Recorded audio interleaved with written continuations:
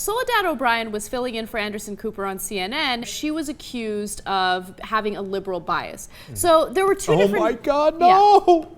That's the first time Republicans have ever accused anyone in the media of having a liberal bias. So stupid. Okay, so there were two different occasions where this happened. The first time she was talking to a campaign advisor for Romney. Her name is Barbara Comstock, and they were, arguing about Romney. And Soledad O'Brien actually took out a Talking Points memo article, and she read a quote from Senator Ron Wyden. Now, after she did that, all of a sudden, all of these conservative pundits started talking about how she has a massive liberal bias. For instance, Rush Limbaugh said that since she read from TPM, which is a liberal publication, she never cited it, she just read its contents. When she talks to a Democrat, she has no pieces of paper, she needs no guidance. I love that. Okay, first of all, I got news for you. I worked in cable news, I work in cable news now. There's a lot of pieces of paper no matter who you're talking to. Exactly. Okay, your producers give you a ton of papers. And second of all, TPM, started by a progressive, oftentimes does have a progressive perspective, but they do actual news. And there's a lot of magazines and publications that are on the right or on the left, but they actually do news. So like The Nation on the left. Now, I think Weekly Standard is, they have a specific objective and they're funded by certain rich people for that objective, etc. But it's not to say that they've never written anything true, or if they quote a senator, that they made it up. Exactly. Right? She's quoting a senator. Okay, maybe it's a liberal publication, but it's a verbatim quote of a senator. It's irrelevant where that quote comes from because the quote is real. Exactly. So what I love is that Soledad O'Brien isn't allowing these conservatives to get on her nerves or anything like that. She says, editorially, I was not reading off Talking Points memo. The memo had an accurate verbatim quote of what Senator Wyden said, and when I was talking to Ms. Comstock, she was saying something that was patently untrue, which I love. Yeah, does it look like I'm backing down? Yeah, you go get him, Soledad. And look, when faced with just sheer idiocy, like how dare you quote a senator accurately? I guess reality has a well-known liberal bias, as Stephen Colbert famously said, right? Right. But the thing is, the reason we're giving her kudos, and you might be thinking, why even do this story? It's so obvious, right?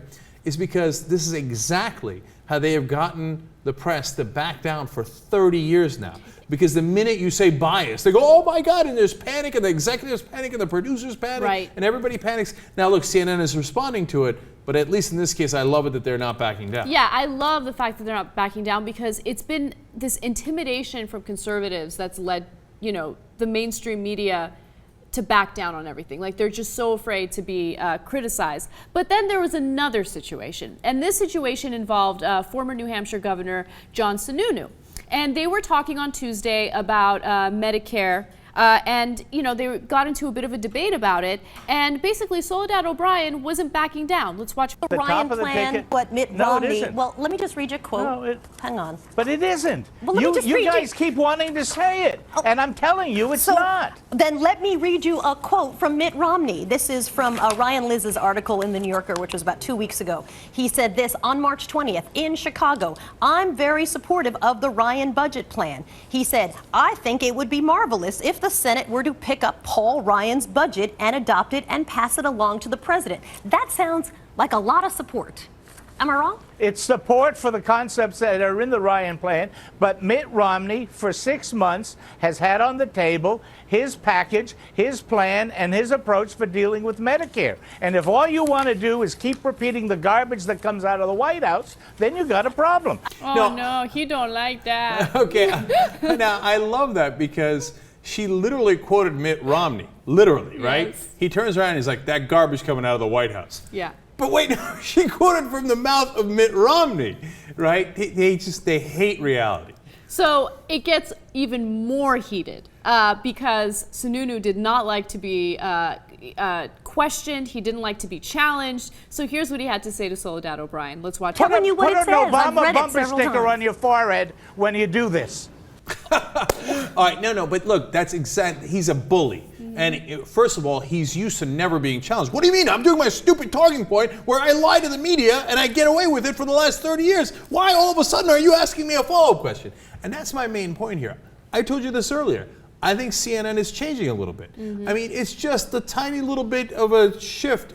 But I've seen them ask follow-up questions. I've seen them be more aggressive, and it's a very welcome shift. And it doesn't matter if it's Republicans or Democrats. I mean, by all means, both of them, government officials, Pentagon officials, I hope to God they keep doing follow-up questions aggressively. That's called journalism. But it's funny, the reaction of the politicians, because they're so unused to it. They're like, what are you doing? How could you possibly do this to me? Yep. I am a politician. You're supposed to just take the garbage that I say and accept it as reality. Right? Exactly. But Soledad O'Brien, I love the fact that she's not backing down. In this next video, she basically responds to some of the inaccuracies in his argument. Let's watch. So John Sununu said this to me on Starting Point. When Obama gutted Medicare by taking $717 billion out of it, it's a reduction in services and a reduction in support for Medicare Advantage. That is taking money from the program.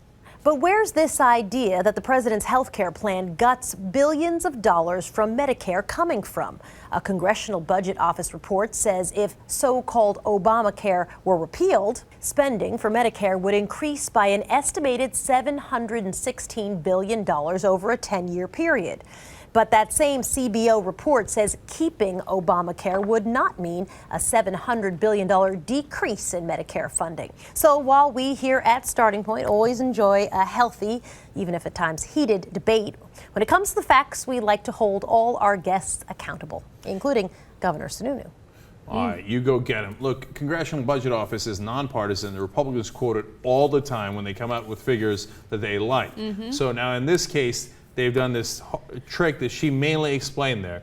And CNN coming out and explaining the facts and sticking to reality when challenged with the usual crap about bias, hey man, that is a welcome sight. So God bless, keep that up. And by the way, Soledad goes after Democrats all the time too. In fact, I want to do video 12. Here, Representative Cleaver is a Democrat, and look at how she aggressively takes him on as well.